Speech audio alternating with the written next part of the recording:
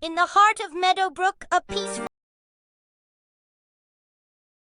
haven, the Smith family's days were filled with laughter and love.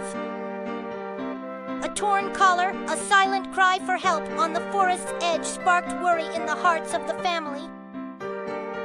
Unseen eyes watched from the shadows, the mischievous sprites eager for their next playful trick. Seeking guidance, the family turned to the ancient owl, Hoots, whose wisdom surpassed the ages. With courage as her armor, the young adventurer ventured into the dark unknown, her eyes a reflection of unwavering determination. Surrounded by curious sprites, Emily stood undaunted, her determination shining bright in the face of uncertainty.